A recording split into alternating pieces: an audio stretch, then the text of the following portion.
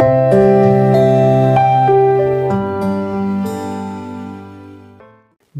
कल्याणकारी दिवस के ऊपर आप सभी को हार्दिक शुभकामनाएं। जी हाँ दोस्तों, मैं आरडी भारती और आप देख रहे हैं बिहारी सुल्तान।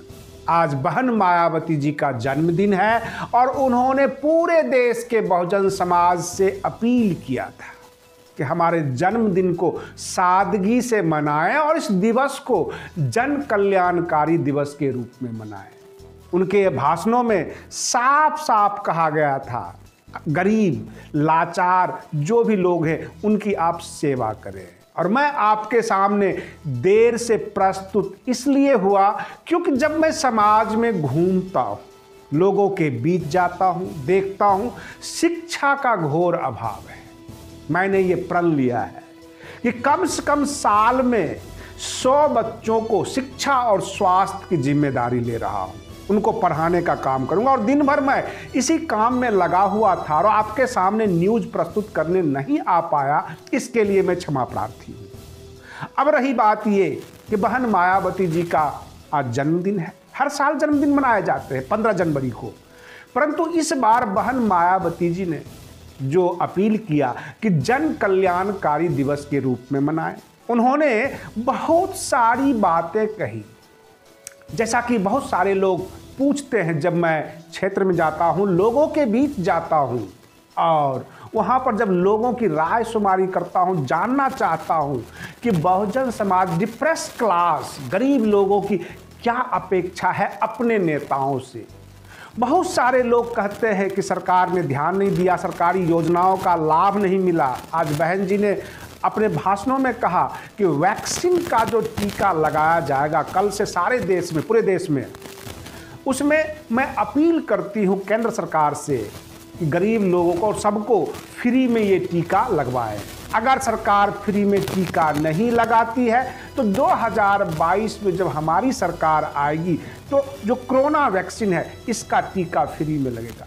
अपने भाषणों में उन्होंने साफ साफ जितनी घोषणा पत्र होनी चाहिए 2022 की, सब कुछ उन्होंने कहा और गरीब तबका जो है उसके ऊपर ज़्यादा जोर था उनका। कहने का तात्पर्य कि उत्तर प्रदेश में 2022 में चुनाव है विधानसभा का और उत्तराखंड में भी है, वो दोनों राज्यों को लेकर चल रही है। रही बात ये कि बहुजन समाज पार्टी का एक मिशन है गरीब लोगों को लेकर चलना, सर्व समाज को लेकर चलना, और सर्व समाज के लिए बहन मायावती जी काम करती हैं। कहीं से कोई जाति भेद की बू नहीं आ रही थी, सरकार से वो अपील कर रही थी और अपने जन्मदिन पर केंद्र सरकार से उन्होंने एक मांग किया कि इतने दिनों से जो दिल्ली के बॉर्डर पर किसान बैठे हुए हैं उनके मांग को केंद्र सरकार मांग ले, तीनों कृषि बिल को रद्द कर दे, ये बहन मायावती जी मांग कर रही थी। अपने भाषणों में बहुत कुछ उन्होंने बताया। जैसा कि आप सुनते होंगे, देखते होंगे, लोग कहते हैं कि भाजपा पे वो आक्रामक नहीं होती। आज उन्होंने ये कहा कि विपक्ष जो है बसपा को यानी बहुजन समाज पार्टी को आगे बढ़ने नहीं देती। सत्ता से लड़ाई तो हमेशा रहती है बहन जी को, परंतु विपक्ष भी भेदभाव करती है और विपक्ष के आपस में खींचतान के वजह से भाजपा सत्ता में है।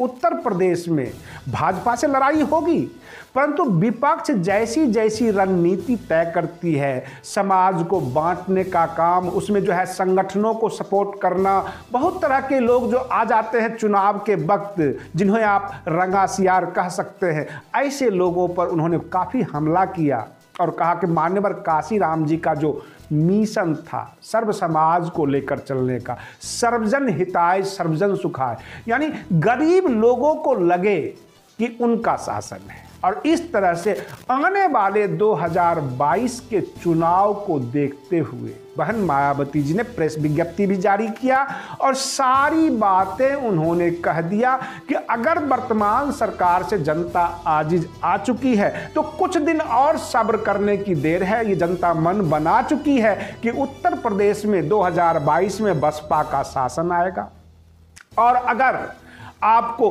किसी योजना का लाभ नहीं मिल पा रहा है, आपको पीछे धकेल दिया जाता है।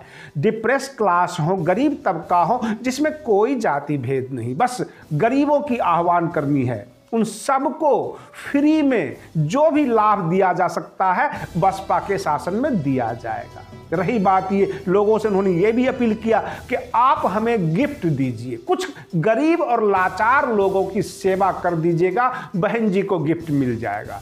इस तरह से बहुत कम नेता हुआ करते हैं जो खुद के लिए नहीं, समाज के लिए मांगते हैं अपने जन्मदिन के मौके पर।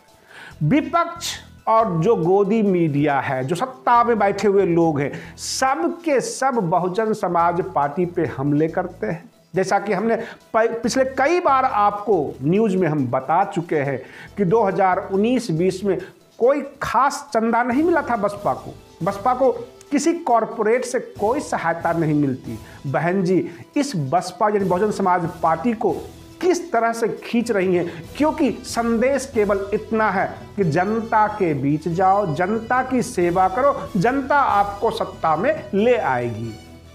पूरे उत्तर प्रदेश में जो है सर्वजन हिताय सर्वजन सुखाय के रास्ते पर चलकर बहुजन समाज पार्टी लोगों का कल्याण करना चाहती है। रही बात ये कि उत्तराखंड में भी 2022 में चुनाव होने वाला है, साथ साथ ही चुनाव होगा उत्तर प्रदेश का और उत्तराखंड का, और दोनों जगह के कार्यकर्ताओं से उन्होंने आह्वान किया। बहन मायावती जी केवल एक ही बात अपने आह्वान में कर रही थी, जो दिख रहा था कि व्यक्तिवाद नहीं होना चाहिए, बहुजन समाजवाद होना चाहिए। बहुजन समाज के लिए आप काम कीजिए, लोगों के बीच जाइए, लोगों की सेवा करेंगे, लोग बहुजन समाज पार्टी से जुड़ेंगे, वो गिफ्ट हमें मिल जाएगा। और इस तरह से सादगी से कोरोना काल में उन्होंने सबको बधाइयाँ दी और साफ साफ कहा कि आप लोग अपने अपने कार्यों में जुट जाएं, क्योंकि हम लोग समाज की सेवा के लिए, हमें अपने लिए कुछ नहीं चाहिए। और इस तरह का उनके पूरे भाषणों में यही संदेश नजर आ रहा था। पूरे देश के बहुजन समाज आज बहन मायावती जी के जन्मदिन को जन कल्याणकारी दिवस के रूप में मना रहे हैं। किसी प्रकार का कोई तामझाम नहीं किया गया, कोई ऐसी चीजें नहीं हुई है, कहीं और से किसी भी जगह से ऐसी खबर नहीं आई कि लोग ये कह सके कि जब सोशल डिस्टेंसिंग है, कोरोना काल है, तो ये इतना क्यों कर रहे हैं। कहने का तात्पर्य यह है कि पूरा देश का बहुजन समाज उनकी एक एक बातों को मानता है। लोग गरीबों को, लाचार लोगों की सहायता में लगे हुए थे। आप बने रहिए बिहारी सुल्तान चैनल पर, हम आपको लेटेस्ट खबरें लेकर फिर प्रस्तुत हो रहे हैं। तब तक के लिए धन्यवाद।